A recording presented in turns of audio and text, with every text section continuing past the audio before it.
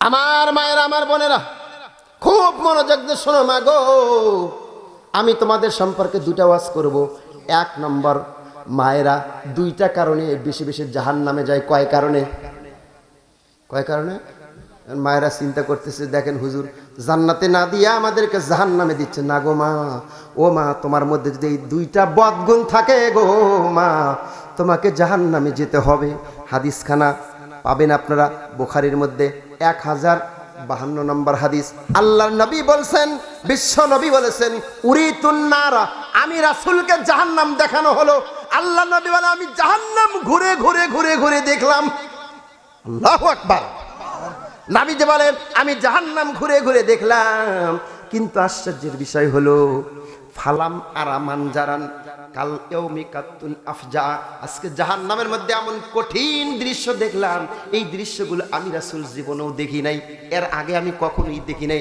জাহান্নামে কঠিন ভয়ঙ্কর শাস্তি হতে দেখলাম, কিন্তু আশ্চর্যের বিষয় হলো ওরা আইতু আকসারা আহলাহান নিসা। সেই জাহান্নামের মধ্যে আমি দেখলাম অধিকাংশই মেয়ে মানুষ, বেশি বেশি মহিলা মানুষ। আল্লাহ নবীকে প্রশ্ন করা হলো, ইয়া রাসূলুল্লাহ, ইয়া হাবিবাল্লাহ, বিমা ইয়া রাসূলুল্লাহ, মেয়েরা কেন বেশি বেশি জাহান্নামে যায়? আল্লাহ নবী বললেন, দুইটা কারণে মহিলারা জাহান্নামে যায়। এক নম্বর কারণ হলো ইয়াকফুরুনাল আশিরা, দুই নম্বর ওয়া ইয়াকফুরুনাল ইহসানা। আল্লাহ নবী কয়, দুনিয়ার মানুষ শোনো, আমি নবী বলে গেলাম মেয়েরা জাহান্নামে যাবে দুইটা কারণে। একটা হচ্ছে এরা স্বামীর অবাধ্য, স্বামীর অবাধ্য, স্বামীর কথা শোনে না।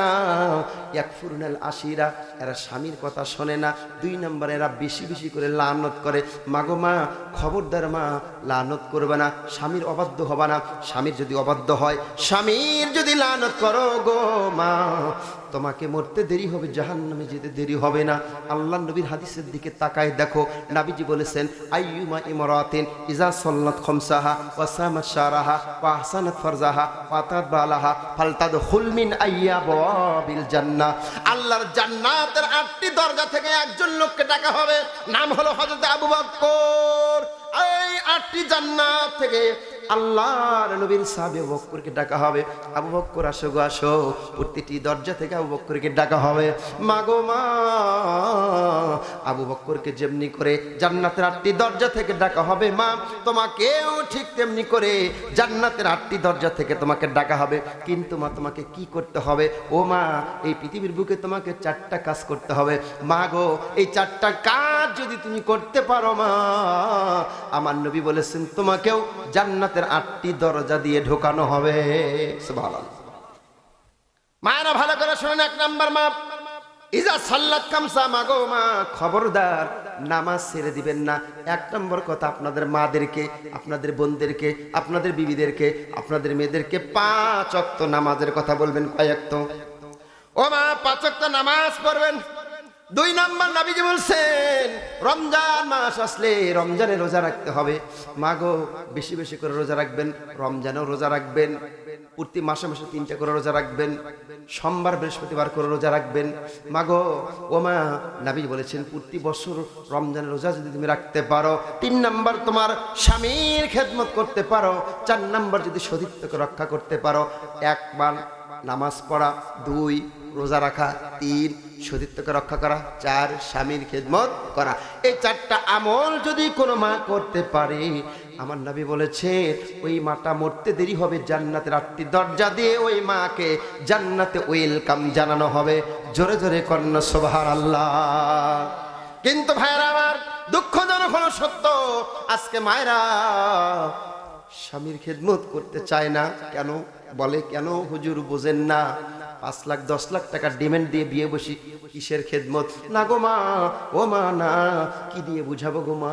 আজকে তুমি মারা যাবা, তোমাকে কবরে রাখবে তোমার স্বামী, প্রাণ খুলে মন খুলে বলবে, আল্লাহ আমার স্বামী, আমার স্বামী, তোমার স্বামী প্রাণ খুলে বলবে, আল্লাহ গো, ও আল্লাহ, আমি আমার বউয়ের উপর সন্তুষ্ট ছিলাম, আমার বউ ভালো ছিল, আমার বিবি ভালো ছিল, আমার বিবি আমার খেদমত করতো। আল্লাহ, স্বামী যদি এমন করে জবান দিয়ে বলে, এক কথায় পরিষ্কার, কোন স্বামী যদি তার স্ত্রীর উপর সন্তুষ্ট থাকে, ওই স্ত্রীটা মারা যাবে। আল্লাহর নবীর ভাষায় 100% ওই নারীটা আল্লাহর জান্নাতে যাবে। কিন্তু আজকে কি খবর? স্বামীর খিদমত আছে? আগে দেখতাম আরে ও গো কত সুন্দর, বাহির থেকে আসতো, তোয়ালে নিয়ে যেত, গোসলের পানি তুলে দিত, কথা কন না কেন? এখন কি তাই করে? করে? মাগো মা, কেন করে না? তার কিন্তু একটা কারণ আছে। কারণটা বিশ্বনবীর হাদিস থেকে বলে যায়। এই হাদিসটা আবু হুরায়রা থেকে বর্ণিত, ভালো করে শুনে। আল্লাহ নবী বলেছেন সিনফানে মিন আহলিন নার। ও মা ভালো করে শোনো, বাবা গো তোমরাও শোনো, তোমরাও যে ভালো তাও কিন্তু না। নবীজি বলেছেন সিনফানে মিন আহলিন নার।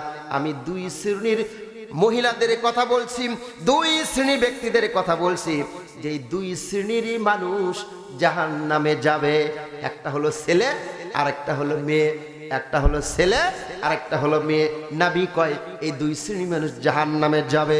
আল্লাহ নবী বলে দুনিয়ার মানুষ শোনো, লাম আরা, এরা এমন বদের বদ হবে, এই বদগুলোকে আমি রাসূল এখন পর্যন্ত দেখি নাই, তবে অবশ্যই হবে, সামনের দিনে হবে, যেটা এখন দেখা যাচ্ছে। আল্লাহ নবী বললেন এক নম্বর কাউমুন, ওই সম্প্রদায়, মাআহুম সিয়াতুন কাজনাবেল বাকারে, গাভীর লেজের মতো হাতে লাঠি থাকবে। স্বৈরাচার হাসিনার দোসর পুলিশের কাছে হাতের লাঠি ছিল রে ভাই, ও কারণে বিনা কারণে মানুষকে পিটছে।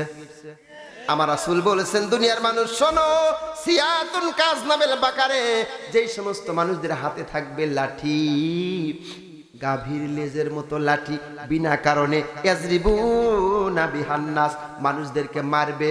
ওরাও মারছে, আপনারাও মারেন, বিবিকে কথায় কথায় হাত দিয়ে মারেন, পান্টি দিয়ে মারেন। খবরদার খবরদার, না না, বিনা কারণে মারা যাবে না। মাগো মা, ও মা ভালো করে শোনো ভাইয়েরা আমার, তোমরা যদি তোমাদের স্ত্রীদেরকে বিনা কারণে মারো, তাহলে মনে রেখো নবীজির হাদিসের ভাষায় তোমাকে জাহান্নাম যেতে হবে। দুই নাম্বার, ওই সমস্ত মহিলারা, কোন মহিলা? নবীজি বলছেন ওয়ানিসাউন কাসিয়াতুন আরিয়াতুন মুমিলাতুন মাইলাতুন, ওই সমস্ত নারীরা দেখবেন আজকে বাংলাদেশের কিছু নারী কাপড় পরে উলঙ্গ। ঠিক মানে সেই কাপড় কে কিনে দেয়? স্বামী বলেন না, কোন আমি কোন? হ্যাঁ কেন না? সম্মানিত ভাইরা আমার, আমার নবী বলেছেন ওয়ানিসাউন কাসিয়াতুন আরিয়াতুন মুমিলাতুন মাইলা, ওই সমস্ত মেয়েরা, বাংলাদেশের মেয়েদেরকে এখন দেখা যায় এরা কিন্তু এই ধরনের কাপড় পরতেছে, এগুলো শিখাচ্ছে কিন্তু হিন্দি চ্যানেলগুলো। ভারতে